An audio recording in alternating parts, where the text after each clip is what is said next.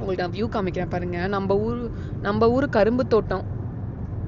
கரும்பு இது கரும்பு தான். அப்புறம் ரோடு கூட நம்ம ஊருது மாதிரி தான்டா இங்க பாருங்க. நம்ம ஊர் பையன் ஒருத்தர் இருக்காரு. அவரு தான் கார் டிரைவரா வேலை பார்க்கறாரு.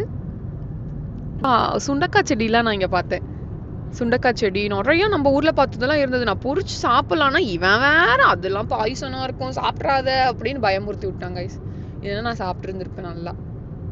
எனக்கு இந்த ஊர் ரொம்பவே பிடிச்சிருக்கு கைஸ். கிளைமேட் நல்லா இருக்கு இல்லையா?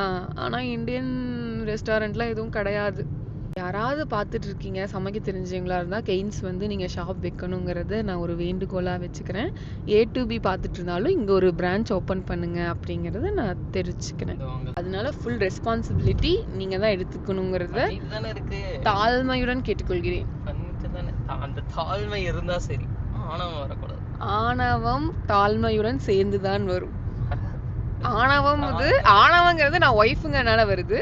தாழ்மைங்கிறது நீ என்னோட ட்ரிப் கைடுங்கிறனால வருது. ரிவர் ராஃப்டிங் கேன்சல் பண்ணிரு. தேவையில்லாதது. எல்லாம் காசு போட்டதுக்கு கேன்சலேஷன் ஃபீ பிடிக்கிறது தான். நீ பேசுறது எனக்கே காது கேட்கல. மைக் என்ன ஒரு 10 மைக்க நடுவுல நட்டு வச்சா கூட நீ பேசுறது கேட்கல. அப்புறம் அதுக்கு சவுண்ட் மாறிக்கிட்டே. நீ நான் மைக்க நட்டு வச்சாதான் நீ பேசுறது கேட்கும். முணுங்கிற எனக்கே காது கேட்கல. எப்படி இவங்களுக்கு காது கேட்டு நான் அதை எடிட் பண்ணி போடுவேன்?